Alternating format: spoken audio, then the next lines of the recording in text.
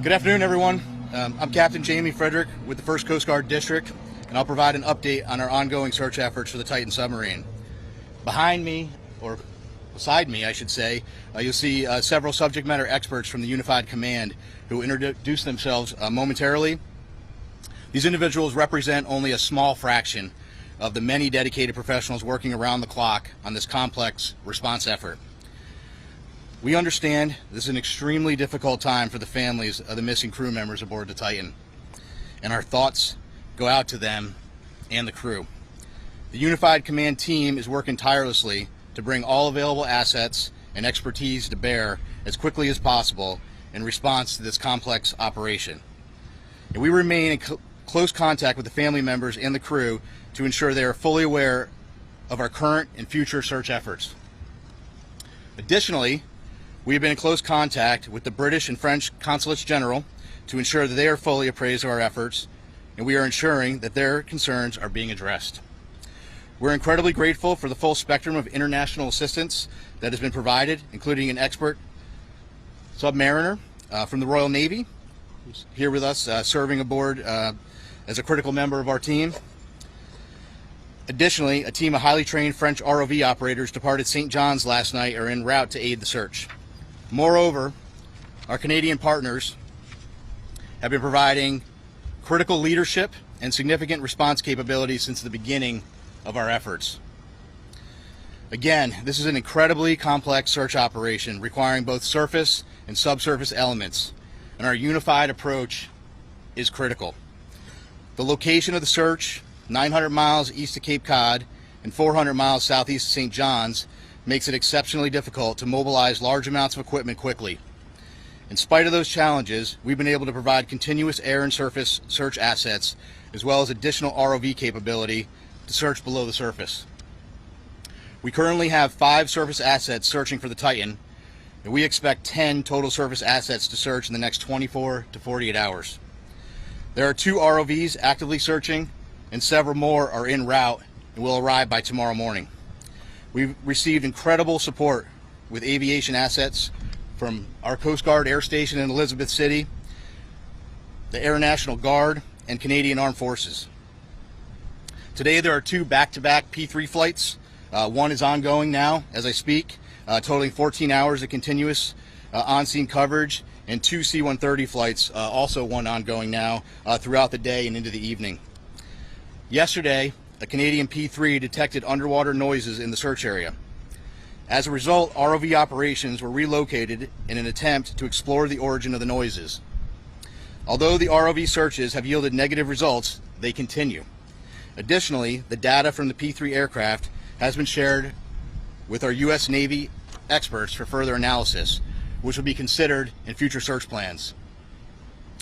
The surface search is now approximately 2 times the size of Connecticut, and the subsurface search is up to 2.5 miles deep, exponentially expanding the size of the search area.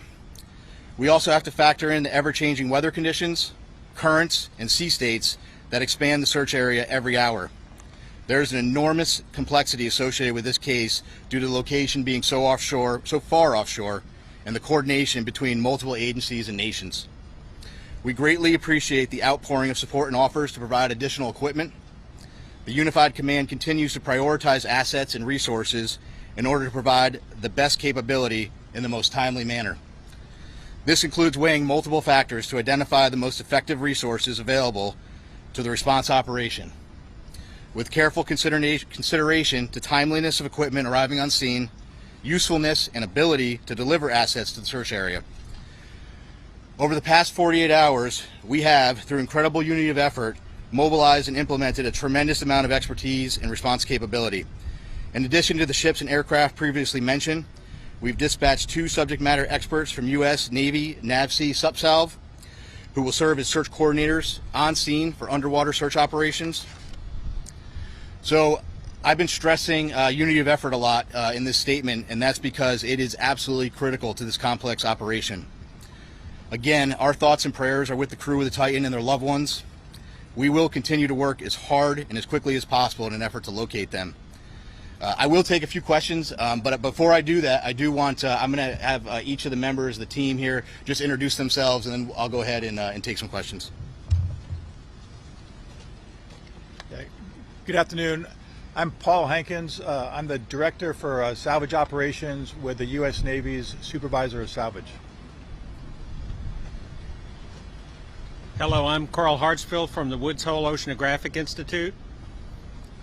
Good afternoon. I'm Lieutenant Commander Rich Cantharia. I'm an exchange officer currently serving on the staff of Commander Submarines Atlantic at Norfolk, Virginia.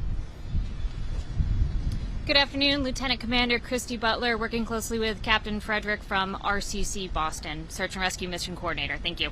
Thanks, Christy.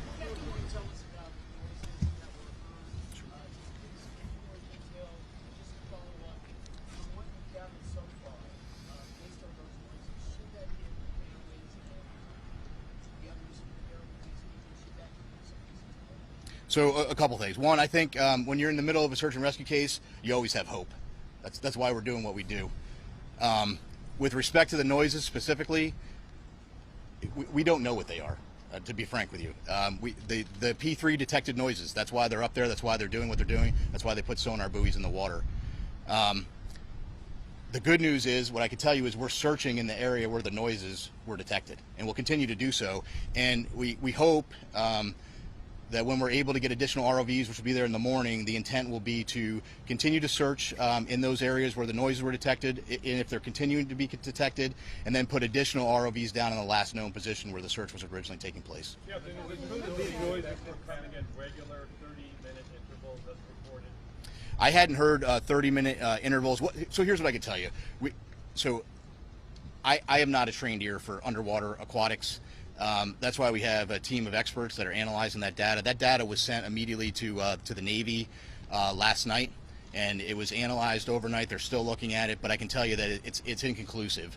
But again, I think the important piece is we're searching in the area where the noises were detected. Captain, you didn't talk about a timeline. Can you talk about what timeline you're working on in conjunction with the teams that are there? It's a timeline in what respect? How much oxygen they have left on? Oh, okay. Well, in terms of, so we talked about the oxygen number. I think you're all tracking the oxygen number. I think there's an important point with that, though. The oxygen, that's just one piece of data, right? There are a lot of pieces of data that we need to consider, and we're continuously looking at that, and we'll continuously do that throughout the search. But that's not the only thing that's important, right? And right now our efforts are solely focused on the search. That certainly is a dialogue that's happening. But we're focused on searching at this point. And this is a recovery or a rescue? Oh, this is a search and rescue mission, 100%. We are smack dab in the middle of search and rescue, and we'll continue to put every available asset that we have in an effort to find the Titan and the crew members. Captain, are those ROVs, and can you confirm that some sort of rectangular object has been spotted? There was some sort of report about that, I don't know. So, a couple things. So the ROVs, each ROV brings different capability. The ROVs that are diving today, Paul, what's the depth on the 4,000 meters. 4,000 meters. And some additional ROVs that'll be arriving tomorrow have additional depth capability. With respect to an object, so yesterday one of the aircraft did see an object. I will tell you this: in search and rescue missions, when aircraft are flying continuously, there is stuff out in the ocean that is floating. We went back, we looked at it. It wasn't. We didn't determine it to be debris. We don't think it correlates with the case, and it is not uncommon at all during an active search to see things, and then we go and look at them. So. When were these noises first heard? How long did they persist for? And if I could also ask, do you have any information in terms of food and water that they might have on board the site? Yeah. So several P3 flights have heard noises as yesterday, and we put assets there. We relocated assets immediately. With respect to food and water, it's my understanding there are some limited rations. I can't tell you exactly how much they have aboard, but they do have some limited rations aboard the vessel. Speaking to the families, how much hope can you give them after hearing those noises? Listen, I think you need to be careful. We need to have hope, right? But I can't tell you what the noises are. But what I can tell you is, and I think this is the most important point, we're searching where the noises are, and that's all we can do at this point. Captain, there's clue right now about the status of the submersible and the noises, and are the noises continuing now? Are they stopped? So I just wanted to. So it was my understanding that the P3 had heard some noises today as well.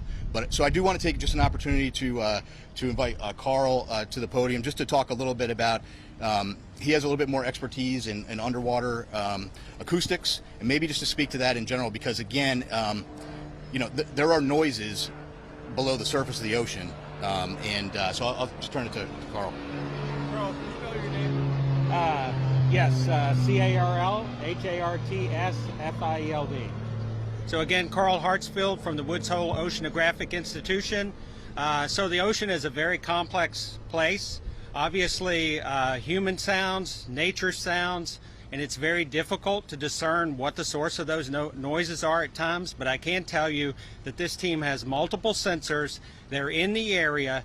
They're sending data back expeditiously to the best in the world people to analyze that data, and then they're feeding the results of that analysis back to the unified team, and they're making decisions.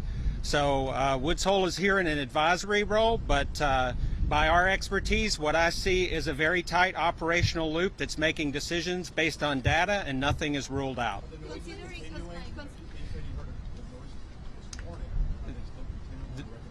There have been multiple reports of noises, and every one of those noises is being analyzed, tracked, looked for patterns, and reported upon. Can you describe what the noise? Can you describe what the noise sounds like that they're hearing? Well, the noises, again, very complex in the ocean. You have to be an acoustic analysis, and you have to have context. They're trying to put all the pieces together. The noises have been described as banging noises. But again, they have to put the whole picture together in context, and they have to eliminate potential man-made sources other than the Titan. Is it possible that a ship in the ocean, or even some mammals out there could mimic that kind of sound? So I can tell you from my experience with acoustics that there are sounds by biologics that sound man-made to the untrained ear, but I can assure you that the people listening to these tapes are trained. There are a lot of vessels in the area, and they each make noise, right? So all of that has to be eliminated, and it's analysis over time. Plus, as the captain said, the team is searching in the right area. So if you continue to do the analysis, look for different patterns, and search in the right area, you're doing the best you possibly can do with the best people on the case. And Captain,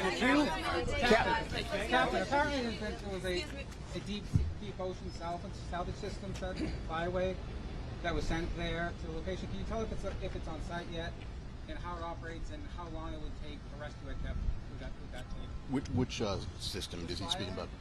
Do you know the system? What's the system that you're talking about? It's called a flyaway deep ocean salvage system. That's just a hydraulic. Yeah. A crane. Yeah. So that's what I thought. So that's a piece of equipment. It's a crane piece of equipment. There are a lot of pieces of equipment flowing in through St. John's right now. One thing I did want to mention, I think it's important. Some of the ROV capability that's arriving soon is really great, incredible capability. One thing I want to point out is that French team that's coming in to serve aboard with their equipment aboard a French ship. They bring some state-of-the-art equipment, and so once they get on, we're going to have more assets down to look, and we'll continue to put them where we think the best location is. But if you were the search area expanded, how many days passed? Are you still optimistic that you're gonna find the lost? So how many days? Is it just how many days, or so? How many days? Well, so we have to remain optimistic and hopeful when you're in a search and rescue case. So we're right in the middle of the search and rescue case. So I don't want to get into a discussion about when that would end with respect to this case. What I will tell you, though, I'm happy to explain to you kind of how that process were to work. The Coast Guard prosecutes search and rescue cases on a daily basis, and sometimes we don't find what we're looking for, and you have to carefully consider all of the factors, and there are a lot of factors you consider. And then after you consider all of those factors, sometimes you're in a position where you have to make a tough decision. We're not there yet, but if we continue to search, potentially we could be at that point. But again, we're not there yet, and that's a discussion that we will have with the family long before I'm going to discuss that here publicly. What does the rescue operation look like? What does the rescue operation look like? I'm sorry, ma'am. Yeah, so I can't put a number on the, like, you know, I'm not going to put a percent. I don't have a percentage number. What I would tell you is that is just one data point, and there are more data points than that we have to look at. So right now we continue to search, and we'll have that later.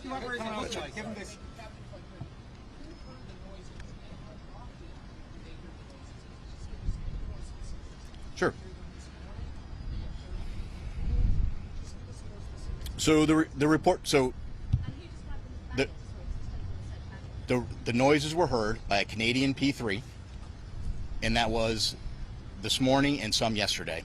I don't know specifically or they're 30-minute intervals, but again, I really think the important point to that is we're in the air, we're searching there. We moved assets and we're searching there, and we'll continue to do so. Go ahead.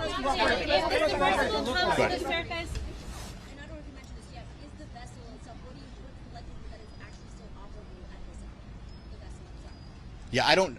So, listen. Whether it's operable or whether it's sitting on the ocean floor, whether it's in the sea column, whether it's in the surface, it's all speculation. And we're just not in the business of speculation. We're in the business of searching, and we're putting everything we can with the data we have to search for the vessel. And I think we'll take one more question. Go ahead, sorry.